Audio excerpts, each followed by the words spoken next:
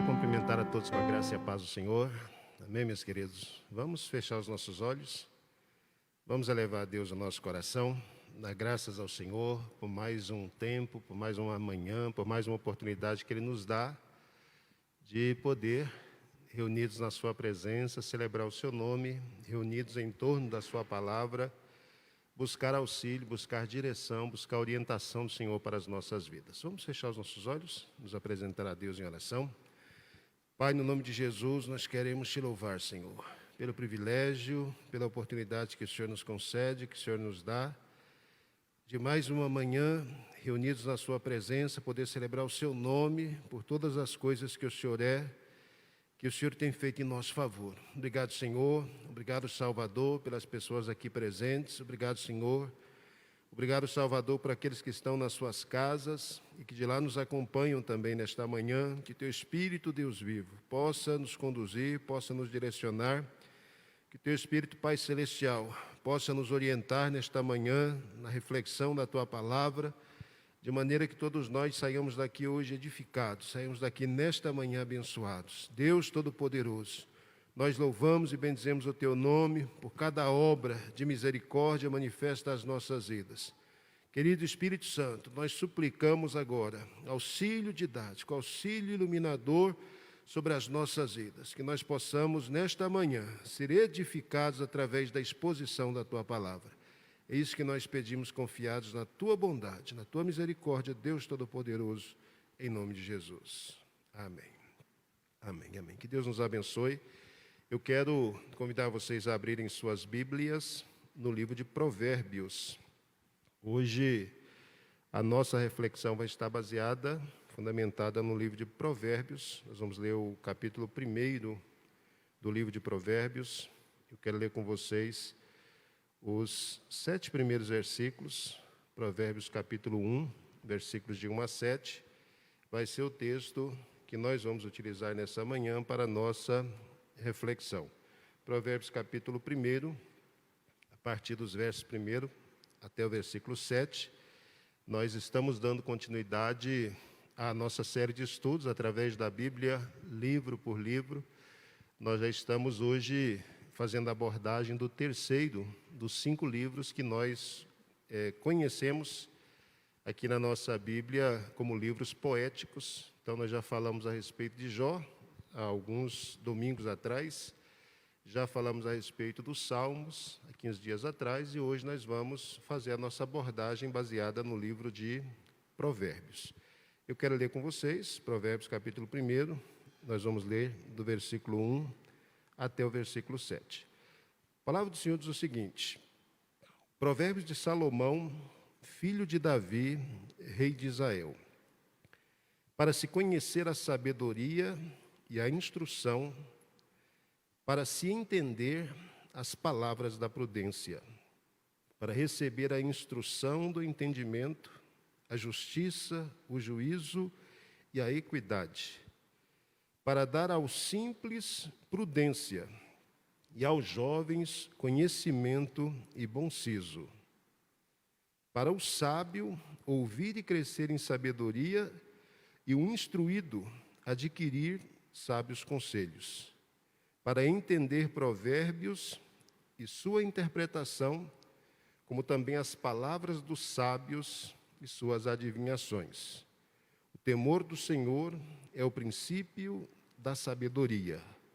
Os loucos desprezam a sabedoria e a instrução. Então, nós vamos fazer a leitura até aqui, até o versículo 7, e a partir desses a gente vai fazer uma abordagem panorâmica do livro de Provérbios, extrair algumas lições importantes desses primeiros versículos. Eu quis começar a nossa leitura, a nossa análise do livro de Provérbios, a partir desses 7 primeiros versículos, porque eles são colocados aqui no livro de propósito para servir como a porta de acesso para todo esse material. Provérbios tem 31 capítulos, então desses 31 capítulos, esses primeiros 7 versículos do capítulo 1, eles aparecem aqui exatamente para mostrar qual é a intenção da pessoa, a intenção do autor que escreve esse material, porque ele já estabelece o passo a passo aqui, por que esse livro está sendo escrito, por que esses provérbios estão sendo organizados, estão sendo sistematizados da forma que eles são aqui nesse livro. A gente já conversou, desde que eu falei com vocês sobre o livro de Jó, que Jó, Salmos, Provérbios e Eclesiastes, eles aparecem aí nas nossas Bíblias como sendo livros poéticos, mas que existe uma distinção entre eles. A gente tem Salmos, que nós trabalhamos na última vez que eu estive aqui com vocês, como sendo um livro composto por poesia mesmo, pessoas que experienciaram a sua relação com Deus e que de forma poética descreveram essas experiências nos 150 salmos que nós temos nas Escrituras. E eu até disse para vocês que o livro dos Salmos, ele é o inário dos judeus, é onde o judeu consegue expressar todo o seu louvor, toda a sua adoração, toda a sua gratidão, toda a realidade da fé que eles possuem em Deus através de diferentes expressões, louvores, adoração, súplicas, declarações de angústia, de sofrimento. Então, os salmos são muito carregados disso. Nós temos um outro livro que a gente vai abordar daqui a alguns dias, que é Cantares, que também é carregado de poesia. Mas, dentre os 5, nós temos 3 que são considerados como livros de sabedoria, exatamente porque o objetivo deles, diferente dos salmos, que é simplesmente levar a pessoa a expressar a sua gratidão a Deus, a sua adoração, a sua reverência a Deus. Os livros de sabedoria, eles têm como propósito, têm como finalidade responder questões existenciais, como foi o caso de Jó, por exemplo. Jó se depara, e durante todo o seu processo de construção, ele tenta dar respostas a uma pergunta que angustia a humanidade desde que gente é gente sobre a face da terra, que é exatamente aquela velha pergunta: por que é que uma pessoa que é justa sofre? Por que é que os inocentes eles precisam passar por sofrimentos? Então, essa é uma pergunta que até hoje angustia as pessoas, não é? Sempre que a gente vê uma pessoa justa, uma pessoa inocente passando por algum tipo de tragédia, nós ficamos angustiados e ficamos nos perguntando: mas onde é que está Deus nesse negócio, né? Deus está vendo que a pessoa é justa, que é inocente, por que é que Deus permite que o justo sofra? Então, o livro de Jó ele vem para dar respostas a essa questão existencial que angustia a humanidade desde tempos imemoriais. E quando a gente fala de Provérbios e de Eclesiastes, aí nós vemos novamente essa questão da sabedoria, mas em Provérbios, de maneira muito particular, a sabedoria vem apresentando para a gente, eu vou usar essa expressão aqui, em doses homeopáticas, pequenos conselhos, pequenos ditados, que de alguma forma servem para orientar, para conduzir as pessoas, para ajudar as pessoas a viverem uma vida melhor. Se em Salmos a gente tem a descrição da relação do ser humano para com Deus, e é exatamente isso que a gente encontra em Salmos, é oração, é louvor, é o ser humano dizendo palavras para Deus. É impressionante que no livro de Provérbios, e aí essa ordem é importante, primeiro Salmos, depois Provérbios, nós temos exatamente o contrário. Em Salmos eu tenho o ser humano falando a Deus, o ser humano se relacionando com Deus, e essa relação sendo expressa da forma mais profunda, da forma mais impactante possível. Agora, em Provérbios eu tenho exatamente o contrário. Em vez de eu pensar em Provérbios na relação do ser humano para com Deus, em Provérbios eu tenho a sequência daquilo que acontece nos Salmos. Em Provérbios eu sou levado a pensar, a refletir a respeito do impacto que a minha relação com Deus, ela precisa ter na minha relação com o meu semelhante. Vocês se lembram dos 2 grandes mandamentos? Quando alguém questionou Jesus lá no Novo Testamento, quais eram os 2 grandes mandamentos? Jesus disse: olha, para a gente resumir a lei e os profetas, a gente precisa cumprir 2 dos muitos mandamentos que existem. O primeiro é: ama o Senhor teu Deus de todo o teu coração, alma, entendimento, com todas as suas forças. Então, a coisa começa por aí. Se a gente quer acertar o passo, se a gente quer descobrir o real sentido, o real significado da vida, e Salmos apresentou isso para a gente, a chave para a felicidade, a gente precisa estabelecer um relacionamento vital com Deus, um relacionamento que efetivamente traga mudanças, traga transformações em nossas vidas. E foi isso que Jesus disse para a pessoa que o arguiu. Quais são os mandamentos? Ele disse: ama primeiro a Deus. E E depois ele diz, em segundo lugar, ama o seu próximo, o seu semelhante, como você se ama. Se você cumpre os 2 mandamentos, você ama a Deus e ama o seu semelhante, então você cumpre a lei e os profetas. E por que a ordem precisa ser essa? A ordem precisa ser essa porque eu só sou capaz de amar o meu semelhante, eu só sou capaz de agir com o meu semelhante, de uma forma que possa ser considerada, à luz das Escrituras, aceitável, se a minha relação com Deus estiver correta. Se eu me relaciono bem com Deus, se eu conheço bem a Deus, se de fato Ele é Senhor da minha vida, se de fato Ele é aquele que me guia, Ele é aquele que me direciona, Ele é aquele que conduz os meus passos. Então o reflexo dessa relação que eu tenho com Deus, dessa relação vertical entre eu e Deus, ela vai se mostrar depois na horizontalidade entre eu e as pessoas que estão ao meu redor. Salmos fala do relacionamento entre Deus e as pessoas.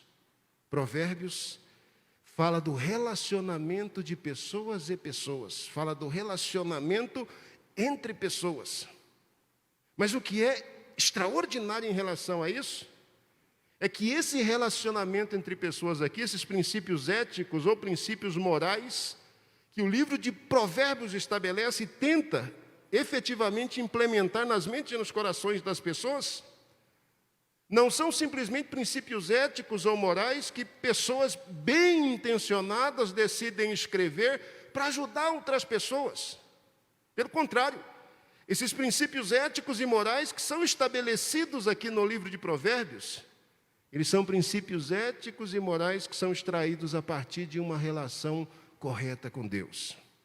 É quando eu descubro quem sou, é quando eu descubro quem é Deus, é que eu sou capaz de olhar para o meu semelhante e descobrir que meu semelhante é como eu, ele foi criado à imagem e à semelhança de Deus. O amor que Deus tem para comigo é o amor que Deus tem para com ele. A misericórdia que a cada manhã se manifesta sobre a minha vida é a misericórdia de Deus que também se manifesta sobre a vida dele ou dela. E aí a minha relação com ele muda, e muda de forma radical. Então, provérbios são ensinos profundos, ensinos de uma vida inteira, ensinos de uma caminhada inteira, ensinos que resumem toda uma existência em pequenas doses, em doses homeopáticas. Provérbios são tão antigos quanto a própria humanidade, apesar da gente ter um livro aqui, Provérbios. Nesse livro a gente tem cerca de uns 800 provérbios que são descritos aqui nesse livro, nesses 39. É dito a respeito de Salomão que ele produziu mais de 3.000 provérbios, então aqui a gente só tem registrado nas Escrituras 800. Grande parte da sabedoria dele que foi compartilhada por alguma questão que a gente não sabe, né, mas é propósito divino, ela acabou não sendo registrada por aqui. Mas Israel e Salomão não foram as únicas pessoas que produziram provérbios. No Egito, na Babilônia, na Fenícia, entre os povos antigos, a gente tem conhecimento a partir da história dos homens sábios, de pessoas que, a partir das suas vivências, das suas experiências e das aprendizagens de suas vivências e experiências, conseguiram sintetizar lições importantes através de pequenos ditos que foram sendo passados de geração para geração. Nós mesmos aqui no Brasil, a gente tem uma série de provérbios, que talvez a gente não os conheça como provérbios, mas a gente conhece como ditos populares, não é? Quantos de nós aqui não conhecemos dezenas desses ditos populares? Água mole em pedra dura, tanto bate até que fura. Hoje, infelizmente, né, a sabedoria dos antigos vai sendo deixada de lado e talvez alguns, ou para alguns, isso seja até uma coisa desconhecida, mas para a maioria de nós, esses ditos populares, eles expressavam exatamente uma das funções que Provérbios expressa. A função de ensinar, a partir de uma lição simples, uma verdade profunda.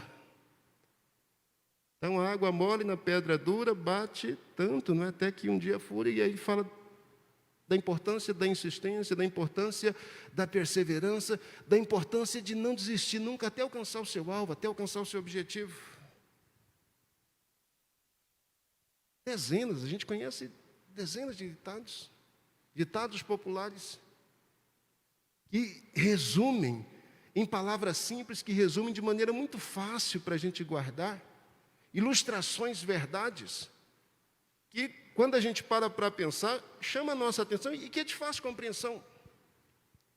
Então, os provérbios aqui das Escrituras, eles têm também esse propósito, eles têm também essa finalidade, eles vão ensinando a partir de dizeres resumidos e dizeres simples, verdades profundas, verdades de pessoas que viveram a vida, que experienciaram lições importantes nela e que, no final das contas, conseguiram condensar essas lições importantes em termos, em expressões simples. Mas o que é que diferencia esses provérbios que a gente tem na Bíblia aqui? Eu disse que, no caso do livro de provérbios, a gente tem uns 800 deles. O que é que diferencia esses provérbios dos provérbios da Babilônia, dos provérbios dos egípcios, dos ditados populares que a gente tem hoje? O que é que diferencia um provérbio do outro? Já que provérbio é sempre um dizer simples que quer ensinar uma lição importante. O que diferencia é que, no caso dos outros provérbios, as pessoas estão sempre a partir da sua experiência, da sua própria experiência, querendo deixar uma lição importante para os outros. Isso é ruim? Claro que não, claro que não. Claro que não. Então, no caso dos outros provérbios, seja do Egito, seja da Babilônia, sejam os nossos ditados populares aqui, a intenção desses provérbios é, a partir da experiência que alguém teve, da sua experiência na vida, na caminhada, na trajetória, ela deixa uma lição importante. Agora, no caso das Escrituras, existe também, sim, a questão da experiência de quem está vivendo e da lição que essa pessoa deixa. Mas diferente de alguém aqui na Bíblia querer simplesmente viver uma experiência a partir da sua própria experiência, deixar uma lição para o outro. Aqui a gente tem alguém que, como eu disse aqui alguns instantes atrás, que vem dessa realidade dos Salmos, alguém que se relaciona com Deus, alguém que dirige toda a sua vida, toda a sua trajetória, toda a sua existência, buscando encaminhar os seus passos de acordo com a vontade, de acordo com a orientação de Deus, e que, num dado momento da sua caminhada, decide compartilhar qual vai ser a experiência daqueles que decidirem trilhar o mesmo caminho. Então, o que diferencia o testemunho dos provérbios que a gente tem aqui nas Escrituras, o que faz com que esses provérbios sejam distintos de quaisquer outras produções humanas? E aí a gente tem um bocado delas, né? Eu até anotei alguns aqui, ó. A pressa é inimiga da perfeição. Quem é que nunca disse isso? Ou quem é que nunca ouviu isso, né? Pressa é inimiga da perfeição. Isso é um ditado popular que traz uma lição profunda. O que é que faz com que um ditado como esse, por exemplo, seja distinto ou diferente daqueles que a Escritura traz? Outro ditado: a corda sempre arrebenta do lado mais fraco. Isso é um ditado popular. Isso é um provérbio popular. Tem uma lição importante. Os menos favorecidos socialmente vão ser sempre os prejudicados. Um jeito simples de trazer uma verdade. O que diferencia um ditado desse, por exemplo, de um ditado das Escrituras? Águas passadas não movem moinho. Quem nunca ouviu falar desse ditado popular? O que se quer dizer com isso? Que passou, passou, vamos deixar esse negócio para trás, porque não tem mais nada que fazer em relação a isso. O que faz com que um ditado desse seja diferente de um desses da Escritura? Um outro famoso, né? Cada macaco no seu galho. Você já ouviu isso alguma vez na sua vida, né? Fica na sua. Cada macaco no seu galho. É um ditado. A experiência de alguém sendo sintetizada, sendo colocada aí de forma simples. Alguém quer animar você a nunca desistir, a fazer pequenas conquistas até alcançar o seu alvo. E a pessoa vai dizer para você: de grão em grão a galinha enche o papo. Quem não conhece ditado popular fica pensando, mas o que tem a ver isso com desafio? Mas você sabe. É devagarinho, é que você vai fazendo conquistas. O que é que faz com que esses ditados, que a gente conhece hoje, que são ditados populares, eu estou pensando aqui em alguns dos nossos, o que é que faz com que eles se distingam aqui das Escrituras? No caso desses ditados, eles são sempre a experiência do ser humano que enfrenta desafio, que é resiliente diante dos desafios, que tem paciência diante das dificuldades e que vence. É sempre o ser humano dizendo, é possível o ser humano alcançar o seu alvo, o seu objetivo, se ele tiver paciência, se ele tiver perseverança, se ele tiver resiliência, se ele for insistente. Agora, quando a gente fala de novo dos provérbios das Escrituras, a proposta desses provérbios é mostrar isso. Você pode ser resiliente, você pode ser paciente, você precisa aprender a esquecer o passado, você deve acreditar que você vai vencer obstáculos e que esses obstáculos podem ser vencidos pouco a pouco. Mas esses ditos ou esses dizeres, eles não são apresentados aqui como simples conclusão que alguém faz depois de se esforçar muito na vida. Mas eles são apresentados aqui como resultado de alguém que conhece a Deus, de alguém que aprendeu o temor do Senhor, de alguém que aprendeu a conduzir os seus passos, a sua vida de acordo com a orientação que Deus traz nas Escrituras, na sua palavra. E que agora, depois de chegar lá no final da vida, no final da jornada, ele consegue expressar também de forma homeopática a possibilidade de alguém ser bem-sucedido se ele decide caminhar de acordo com a orientação, de acordo com a vontade do Senhor. Então, Provérbios inteiro, desde o capítulo 1 até o capítulo 31, é um livro que tem como objetivo falar exatamente a respeito disso. Provérbios fala sobre sabedoria. Do capítulo 1 até o último capítulo, que é o capítulo 31, a gente tem isso. A sabedoria vai sendo apresentada. Nos primeiros 9 capítulos, capítulo 1 ao capítulo 9, Salomão faz uma apresentação da sabedoria, inclusive nos capítulos 8 e 9, ele faz questão absoluta de dar vida, dar forma à sabedoria, como se de fato ela fosse um ser vivente, que dialogasse conosco, que a gente pudesse, de alguma forma, nos apropriar. Então, capítulo 8, capítulo 9, faz assim uma analogia extraordinária da sabedoria, inclusive relaciona a mulher à sabedoria. É uma descrição linda, lindíssima, daquilo que a sabedoria é para Salomão. Depois, quando a gente vai para o capítulo 10 até o capítulo 24, depois que Salomão descreve o que é sabedoria, capítulo 1 ao 9, do capítulo 10 ao 24, aí Salomão ensina para a gente de que maneira a gente deve se apropriar da sabedoria. E aí ele vai sempre fazer um contraste entre o justo e o insensato, entre o justo e o ímpio, entre o justo e aqueles que ele considera como perversos, que viram as costas para a sabedoria, que viram as costas para Deus. Então o tempo todo ele vai estar fazendo esse contraste. Aqueles que são justos, eles vão seguir a orientação da palavra de Deus, vão seguir as orientações do Senhor, vão conduzir as suas vidas de acordo com as diretrizes que Ele traz para o bom relacionamento com o outro. E isso vai ser sempre positivo, enquanto que aqueles que são tolos, que aqueles que são perversos, que aqueles que são ímpios, eles vão virar as costas para a sabedoria, vão virar as costas para a orientação, para a vontade de Deus, e vão pagar um alto preço por isso. Então, do capítulo 10 até o 24, a intenção de Salomão é mostrar exatamente como isso acontece. Você descobre como é que você pode usufruir da sabedoria, como é que você pode se apropriar dela, que benefícios você consegue se você se apropriar dela, mas ao mesmo tempo você aprende que caso você vire as costas para a sabedoria, existe um destino, que é o destino dos ímpios e que vai ser desastroso para você.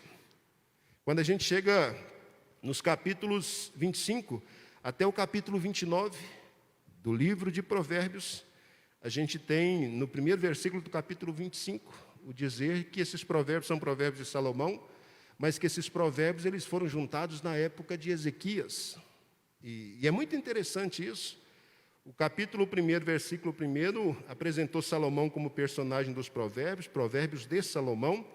capítulo 25, versículo 1 diz que são provérbios de Salomão, que aparecem no 25, 26, 27, 28 e 29, mas que esses provérbios foram juntados, foram organizados lá na época de Ezequias. E uma coisa interessante quando a gente pensa nesses dois personagens, Salomão e Ezequias, é que essas pessoas eles viveram em momentos de avivamento na história de Israel. Quando grande parte desses provérbios de Salomão eles são pronunciados num tempo em que Salomão tem uma profunda relação com Deus, num tempo em que Salomão vive, de fato, essa experiência com Deus, de forma tão irradiante, que pessoas vêm de todo lado do mundo, como a rainha de Sabá, por exemplo, para escutar a sabedoria dele, para ver como é que ele lida com questões difíceis, para ouvir conselhos dele. E depois essas pessoas voltam para suas casas, meneando a cabeça e dizendo, realmente não existe pessoa mais sábia no mundo que esse homem. Então, nos momentos em que esses provérbios são escritos ou são juntados aqui por Salomão, ele vive um momento de glória na vida dele, vive um momento de relação profunda com Deus. Quando a gente pensa em Ezequias, Ezequias vive num momento de Judá, em que o povo pecou, se afastou de Deus por causa da idolatria, e Deus levanta Ezequias como um grande avivalista do seu tempo, da sua época. E novamente os provérbios, eles são trazidos à luz, são trazidos à tona, são juntados e começam a se popularizar uma outra vez. Não é interessante isso? Em momentos de avivamento, Deus usa exatamente isso aqui, essas palavras, essas instruções, esses mandamentos, esses exemplos, essas ordens, essas orientações do bem viver. Já que Provérbios vai falar sempre da relação que uma pessoa precisa ter com a outra, à luz da vontade da palavra de Deus. É impressionante que esses provérbios surgem exatamente em períodos de grande avivamento, de profundo avivamento. Em períodos em que as pessoas estão com a sua relação com Deus bem estabelecida. Daí o fato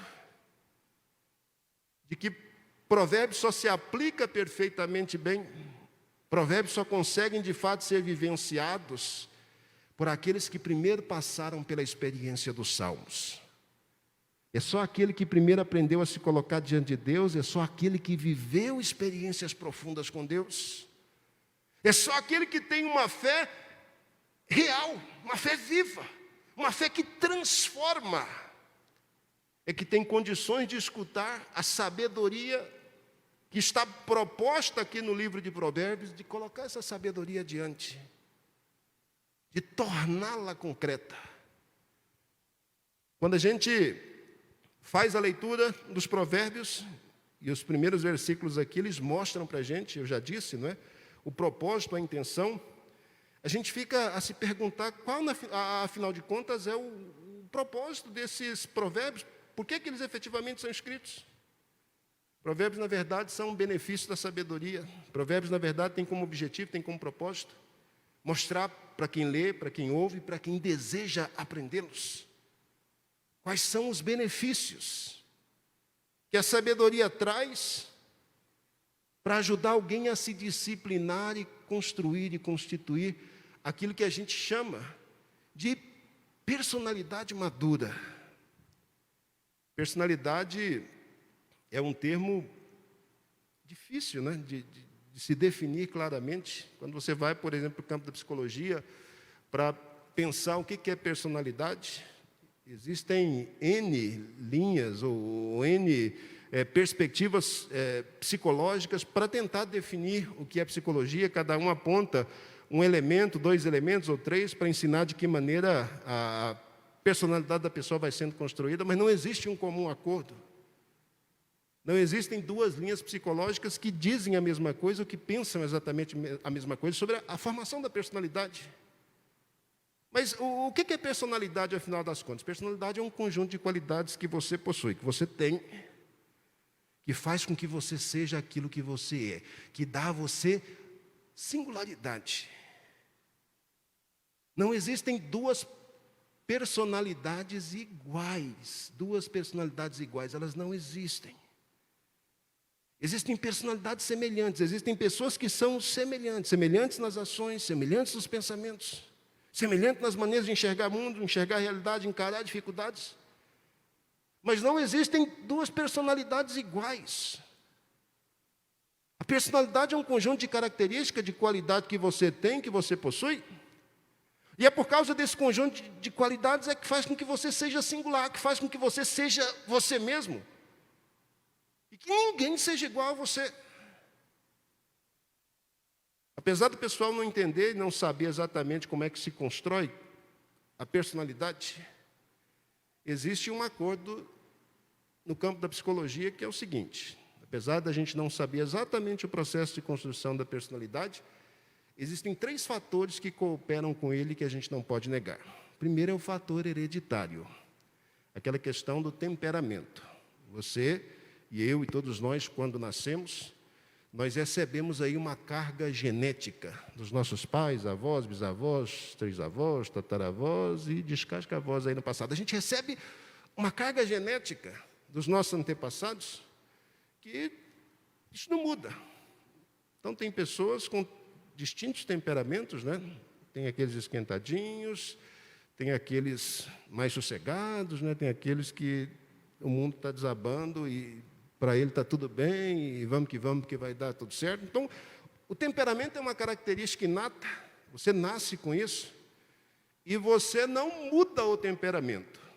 Se você, por exemplo, é colérico, você não muda. Mas Pedro e João mudaram, não é porque o João que disse lá, manda cair fogo do céu, depois fala, amados, filhinhos e tal. Não, temperamento não muda. A gente, através da ação do Espírito Santo, aprende a dominar o nosso temperamento. A gente domina ele. Mas mudar não muda, por quê? Porque isso é genético. Porque isso é o presente que Adão deu para você depois da queda. E deu para mim e deu para todos nós. É o defeito de fábrica. Que a gente não tem como lidar com isso. Então, essa parte da nossa personalidade, a gente herda dos nossos pais, temperamento e uma série de outras qualidades. Existe um outro elemento que tem a ver com a formação da nossa personalidade, que é o meio em que a gente vive. Então, o meio onde você é criado, a sua família, o país em que você vive, a cidade e a cosmovisão que as pessoas têm de mundo, de realidade, isso também coopera, isso também contribui para a formação da nossa personalidade. Mas a pessoa nem é o que é, porque nasceu, nem é o que é por questões inatas ou hereditárias, e ela nem é o que é por causa do lugar onde ela nasceu. Eu nasci nesse ambiente aqui, o meu lar é um lar de alcoólatras, meu pai é alcoólatra, minha mãe é alcoólatra, então eu serei alcoólatra, os meus filhos serão alcoólatras, os meus netos serão alcoólatras, os meus bisnetos também, porque o meio determina quem sou. Não. Personalidade é uma coisa tão difícil de se entender, porque apesar de nós nascermos com características herdadas de nossos pais e antepassados, e apesar do meio exercer influência sobre aquilo que nós somos, mas existe um terceiro elemento, e sobre esse ninguém tem domínio, ninguém tem controle, que é exatamente a maneira com que você, com que eu individualmente ou particularmente lido com essas questões. Então, o temperamento é meu, colérico. O lar que eu nasci, eu não escolhi para nascer nele. É o ambiente, eu tenho que aceitar isso como realidade. Agora, o que é que faz diferença entre o meu temperamento colérico e o lar que eu nasci? É a maneira com que eu lido com isso. Como é que eu reajo àquilo que eu recebi de forma hereditária? Como é que eu reajo ao ambiente em que vivo? Então, é exatamente essa maneira com que o ser humano lida com isso, lida com questões de ordem hereditária, lida com esse mundo ao seu redor. É essa maneira que faz com que a personalidade de cada um seja moldada, seja forjada. E olha agora a importância e o valor dos provérbios. Provérbios apresentam para a gente a sabedoria como sendo o elemento que vai ajudar a nos disciplinar, que vai nos ajudar a desenvolver a nossa personalidade. Por que que a sabedoria vai nos ajudar a moldar, a transformar, ou a desenvolver a nossa personalidade? Porque a personalidade, no final das contas, é a soma disso, é a soma daquilo que você recebe como herança, é a soma do meio onde você vive, mas é a soma da maneira com que você reage àquilo que você recebe como herança e ao meio em que você vive. Então, no final das contas, duas pessoas nunca vão ser iguais, por quê? Porque elas podem ter o mesmo temperamento, elas podem ter nascido num ambiente que seja exatamente igual, o caso de filhos, mas a maneira com que elas reagem ao seu temperamento e ao ambiente em que elas vivem, faz com que elas tenham caminhos distintos. Não é extraordinário isso? E aí a gente fica pensando a intenção de Deus quando inspira Salomão a escrever esses provérbios. A intenção é exatamente essa, é mostrar os benefícios de viver uma vida disciplinada, de acordo com esses princípios éticos, de acordo com esses princípios morais que são estabelecidos aqui, e que são estabelecidos a partir de uma relação profunda que as pessoas têm com Deus. Então as pessoas conhecem a Deus, as pessoas decidem viver as suas vidas de acordo com as orientações que Deus dá. As pessoas experienciam o resultado de interpretar temperamento, de interpretar meio em que vive, de interpretar mundo, de interpretar realidade à luz daquilo que Deus diz. As pessoas veem o resultado disso em suas vidas. E depois elas descrevem de forma clara como é que isso acontece. Então, olha só, Provérbios de Salomão, filho de Davi, rei de Israel. E aí, Salomão começa a dizer qual é o objetivo. Esses provérbios, eles são descritos para quê? Primeiro, para que as pessoas conheçam a sabedoria e a instrução. Então, primeiro objetivo, primeiro propósito de se registrar provérbios é para dar às pessoas a possibilidade de conhecer a sabedoria. Essa expressão, sabedoria que aparece aqui, no hebraico é Chokhmah. Chokhmah é a expressão que se traduz aqui como sabedoria. E o sentido, o significado disso é ajudar a pessoa, dar à pessoa condições ou possibilidade de discernimento moral. É dar à pessoa condições ou possibilidades de saber o que é bem, o que é mal, o que é certo, o que é errado. A primeira proposta que os provérbios têm é a proposta de ajudar a pessoa a conhecer, a entender, a perceber o que são valores morais, o que é certo, o que é errado, o que é bem e o que é mal. Mas como eu disse para vocês, não é simplesmente ajudar as pessoas a descobrir o que é bem, mal, certo ou errado a partir da cultura de alguém, da perspectiva de alguém, ou da leitura que um grupo étnico faz a respeito de realidade. Mas é descobrir bem e mal, é descobrir certo e errado a partir da perspectiva divina. Esse não foi o nosso problema no Éden? Quando Deus nos criou e nos colocou no Éden e colocou lá a árvore do conhecimento do bem e do mal, o problema nosso não foi esse. Deus disse aos nossos pais, da árvore que está no meio do jardim, que é a árvore do conhecimento do bem e do mal, não coma, porque o dia em que você comer dela, é certo que você vai morrer. Qual foi o problema que nós tivemos no Éden? O problema que nós tivemos no Éden é que nós quisemos, a partir de nós mesmos, da nossa perspectiva, da nossa maneira de enxergar o mundo, da nossa maneira de enxergar a realidade, nós quisemos estabelecer critérios para se definir o que era bem e mal, o que era certo e errado. Lá no Éden nós decidimos virar as costas para Deus, que é a fonte do bem. Lá no Éden nós decidimos virar as costas para Deus, que é a fonte da ética, que é a fonte da moral, que é a fonte da santidade. Lá no Éden nós decidimos virar as costas para Deus e estabelecer os nossos próprios critérios de bem e mal. E deu ruim. Deu ruim. Olha nós aqui hoje, a situação em que nos encontramos. Olha a humanidade na situação em que se encontra hoje. O que é moral hoje? O que é ético? O que não é ético? Depende muito, né? Depende de família, depende da sociedade, depende do tempo que a gente está vivendo. Hoje tudo é relativo. Para você alguma coisa pode ser considerada imoral, para outra pessoa pode ser considerada absolutamente normal. Por quê? Porque cada um hoje estabelece o seu critério do que é bem e mal, do que é certo e errado. Quando os provérbios são dados, Salomão já deixa claro. A intenção desses provérbios é levar a pessoa a conhecer a sabedoria e a instrução. É levar a pessoa a conhecer o que é certo e o que é errado. É ajudar a pessoa a discernir com clareza o que é certo e o que é errado. E aí ele coloca aí na continuidade do versículo, para se entenderem as palavras da prudência. Primeiro você vai entender o que é certo e errado. Essa outra palavrinha que aparece aí no final, prudência. Em algumas Bíblias aí ela pode aparecer como entendimento. Ela é a tradução de uma palavrinha hebraica também, biná. E essa palavra entendimento aí, ou prudência, como aparece por aqui, ela fala de um segundo momento nesse processo da aquisição da sabedoria.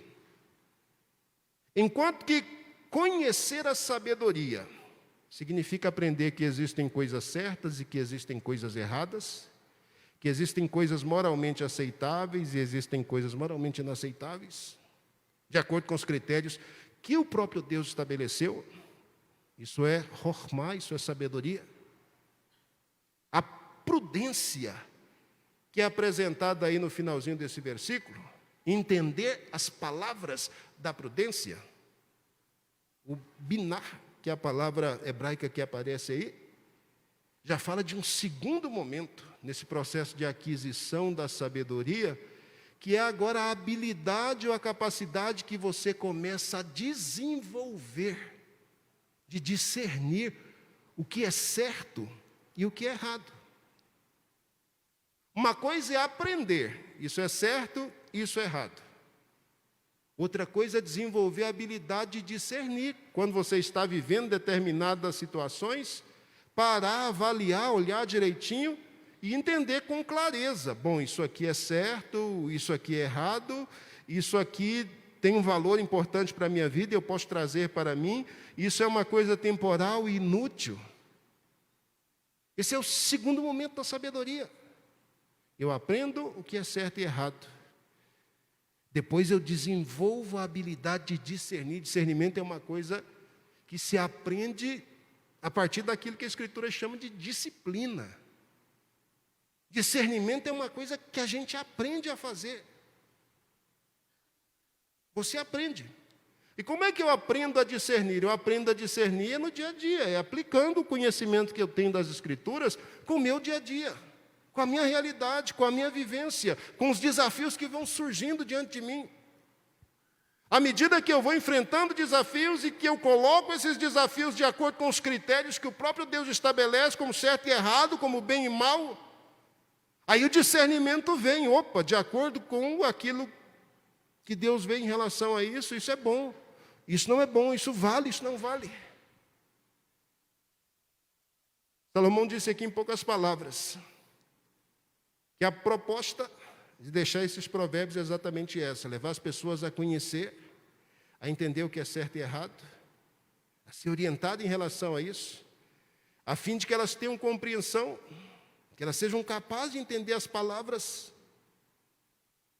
da prudência, a fim de que elas sejam capazes de não apenas saber o que é certo e errado, mas discernir com clareza isso. E aí, lá no verso 3, ele continua, para se receber a instrução do entendimento, da justiça, do juízo, da equidade. Entendimento, justiça, juízo, equidade. Então, tem muitas áreas do saber que vão ser compartilhadas e que você vai precisar da sabedoria, conhecer todas elas, porque você vai ter que lidar em diversas situações. Vai ter que aprender a agir com justiça, vai ter que exercer o juízo, vai ter que exercer a equidade, a justiça ou a igualdade em determinadas situações. E aí no versículo 4 ele diz, Provérbios vão te ajudar a entender o que é sabedoria. Eles vão te ajudar a praticar isso, o discernimento daquilo que é sabedoria, daquilo que é correto e errado. Aí no verso 4 ele diz, e o propósito disso é dar ao simples prudência. Esse simples aqui, que aparece nas Escrituras, são aquelas pessoas que são levadas por quaisquer discursos, aquelas pessoas que não têm o pé firme em lugar nenhum. Qualquer discurso, qualquer conversa que seja encantadora, qualquer conversa que seja convincente, a pessoa já se entrega, já se deixa levar. É aquele tipo de gente que se deixa levar, que se deixa conduzir por qualquer onda, por qualquer vento de doutrina que sopra sobre ele. Então Salomão diz, os provérbios são escritos para te ajudar você a entender o que é sabedoria, e sabedoria em perspectiva divina, o que é bem e mal aos olhos de Deus, para te ajudar a discernir isso, para que você não seja levado como o simples, para que você não seja conduzido de um lado para o outro, como uma pessoa que não tem referência, como uma pessoa que não tem controle sobre as suas escolhas ou sobre a sua vida. E o que é interessante no verso 4 é que ele diz, para dar aos simples prudência e aos jovens conhecimento e bom siso. E aqui eu acho interessante a presença do jovem junto com o simples, porque enquanto que no caso do simples, a gente tem essa pessoa que se deixa levar, se deixa conduzir, no caso do jovem, a gente tem aquela pessoa que vive, eu vou usar essa expressão, na flor da idade, e que tem toda a força, tem todo o vigor, tem toda a impetuosidade, tem toda a ousadia, tem toda a coragem para fazer aquilo que quiser fazer, mas que por causa do momento de desenvolvimento psicobiológico que a pessoa está vivendo, ainda está num processo de maturação, ele não tem maturidade suficiente, não tem discernimento suficiente para avaliar as consequências de suas ações. O jovem não é conhecido pela impetuosidade, pela coragem, pela ousadia, pela força. João disse, jovens, vocês são fortes. Vocês venceram o maligno. É jóia demais ver essa meninada com essa força toda, com essa coragem toda, com essa ousadia toda, com essa impetuosidade toda. Isso é fantástico, isso é extraordinário. Mas Salomão está dizendo, os provérbios eles são destinados aos jovens, para ajudar o jovem a canalizar toda essa energia, toda essa força, todo esse vigor, toda essa impetuosidade, toda essa coragem, para ajudar o jovem a canalizar tudo isso de maneira que ele possa adquirir conhecimento e possa ter bom siso, possa ter prudência, possa agir de forma coerente. Você que é jovem e que me escuta nessa hora, olha que privilégio as Escrituras conferem a você nessa faixa etária em que você está vivendo. Você pode fazer coisas por causa do momento em que você vive hoje que eu não posso fazer mais. Eu já passei dessa faixa etária aí faz muito tempo. Você tem coragem, você tem ousadia, você tem força. Você tem disposição de fazer coisas hoje que eu não posso fazer mais. E que nem que eu quisesse eu poderia fazer. Agora olha que privilégio você tem aqui à luz das Escrituras. O Provérbios está dizendo a intenção de Deus quando inspira tudo isso. É poder pegar essa meninada com toda essa força, todo esse vigor, toda essa coragem, toda essa ousadia, toda essa fé. Embutir nessa meninada toda aí a sabedoria, o conhecimento de Deus. Para que eles possam usar todas essas virtudes inerentes a esse momento extraordinário de suas existências. Para viver a sua existência em plenitude, depois para viver para a glória dEle, para dedicar para a glória dEle a sua mocidade. Salomão está dizendo, é para isso que os provérbios existem. No verso 5 ele vai dizer, o sábio também que ouvir essas palavras vai ser edificado e vai ser mais abençoado ainda.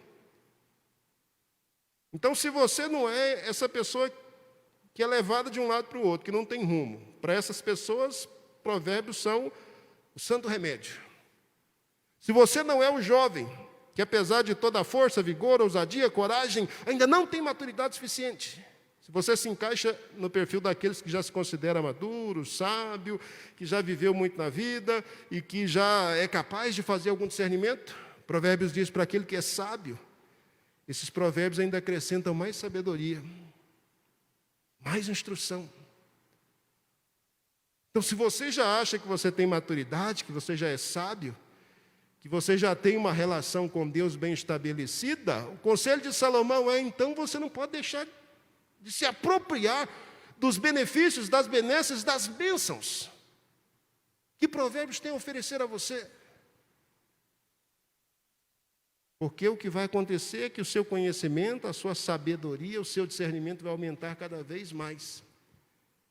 E aí chama a nossa atenção, nesse bloco que eu li com vocês, o versículo 7, que vai dizer que o temor do Senhor é o princípio do conhecimento, da sabedoria.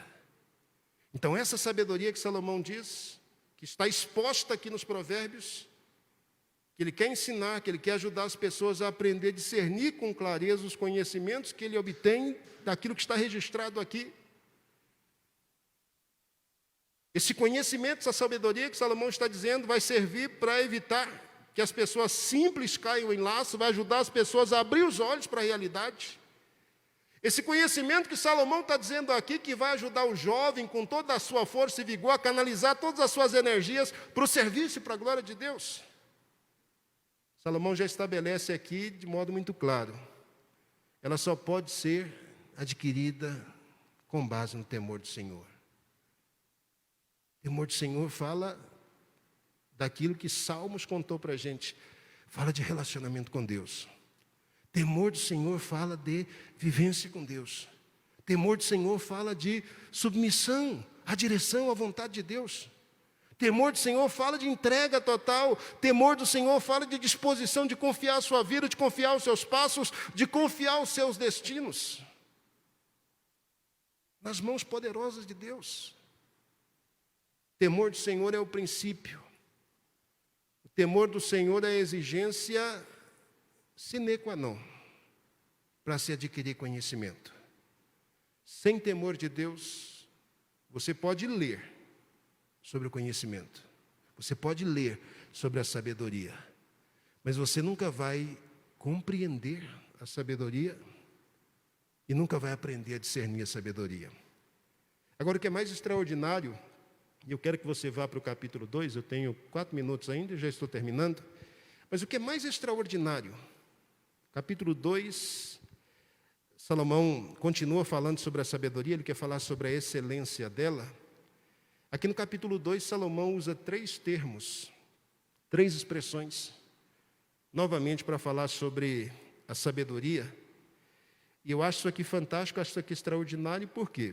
Porque nessas 3 expressões, ou 3 termos que aparecem por aqui, aí fica claro para a gente, fica claro para nós entendermos o que é que Deus realmente quer que a gente adquira à medida que nós vamos lendo o livro de Provérbios. O que é que a gente vai adquirir de fato? Ou como é que a gente pode saber se realmente nós alcançamos o alvo que o escritor tem, que é o alvo de ajudar a gente a entender a vontade de Deus e discernir essa vontade com clareza. Capítulo 2, eu vou ler 3 versículos aqui, só onde aparecem essas palavrinhas, porque elas são importantes para a gente. Então, capítulo 2, versículo 2. Aqui o Salomão está dando orientação aí para o seu filho, mostrando a excelência da sabedoria. Ele diz no versículo 2, capítulo 2, versículo 2. Versículo 1, filho meu, se aceitares as minhas palavras e esconderes contigo os meus mandamentos, então ele está falando da importância de se guardar esses provérbios que estão sendo compartilhados aí. Aí ele diz no versículo 2, para fazeres atento a sabedoria, o teu ouvido, então a sabedoria aparece aqui no versículo 2, para fazeres atento à sabedoria, o teu ouvido. A sabedoria aqui é a Rohma, essa palavrinha que fala do saber o que é certo e o que é errado, saber o que é bem e mal, mas não simplesmente a partir da competência ou capacidade humana, mas saber o que é certo ou errado, saber o que é bem e mal, a partir da ótica da perspectiva divina. Então, se você colocar os seus ouvidos atentos à sabedoria, se você prestar atenção no que é que a Escritura diz sobre bem e mal, sobre certo e errado, à luz da orientação do próprio Deus. Ele continua dizendo no versículo 2, para inclinares o teu coração ao entendimento. Então, prestar atenção na sabedoria. Verso 3, e se clamares por entendimento e por inteligência, alçares a tua voz. Isso é só uma ênfase à necessidade de entender mesmo, de querer entender realmente o que é certo e errado, o que é bem ou mal, de querer realmente se apropriar dessa horma, dessa sabedoria que é apresentada aí no versículo 2. No verso 4, e se como a prata buscares, e como tesouro escondido a procurares. Quer dizer, se você realmente tiver vontade, interesse, disciplina, para buscar conhecer a palavra, para buscar entender a vontade de Deus, para buscar perceber com clareza como é que Deus define bem e mal, o que é que Deus define como certo e errado. Se você tiver interesse real, se você realmente empenhar suas forças nesse processo. Versículo 5, então entenderás. Aqui nós temos o segundo termo para a sabedoria, que é o biná, que fala do discernir. Se você tiver vontade mesmo de entender e se dedicar a isso, estudar e buscar aprender e se disciplinar nesse propósito de compreender os desígnios de Deus, Salomão diz, então você vai alcançar o segundo nível da sabedoria. O primeiro nível é entender o que é certo e errado. O segundo nível é discernir o que é certo e errado. É aprender a aplicar esses princípios no dia a dia. Salomão está dizendo, então entenderás. E olha como o temor do Senhor está diretamente relacionado com a sabedoria. Então entenderás o temor do Senhor. Você vai entender isso com clareza. E finalmente você vai encontrar o conhecimento de Deus. Aí você vai saber realmente.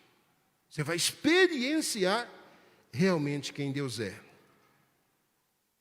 Versículo 6 ele continua, porque o Senhor dá a sabedoria e da sua boca vem o conhecimento e o entendimento.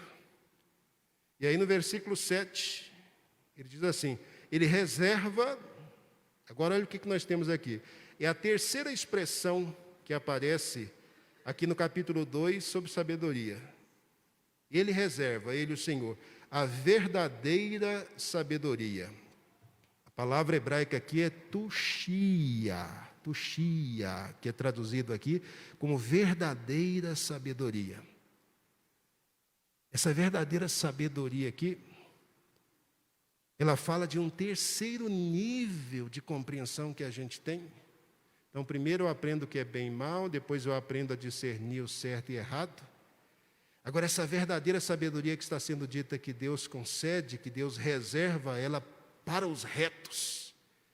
Essa verdadeira sabedoria aqui é a competência, é a capacidade que alguém tem a partir de um profundo conhecimento da palavra de Deus, de considerar a sua vida em perspectiva divina, de poder conduzir os seus passos, de poder conduzir a sua vida, de poder direcionar os seus hábitos diários,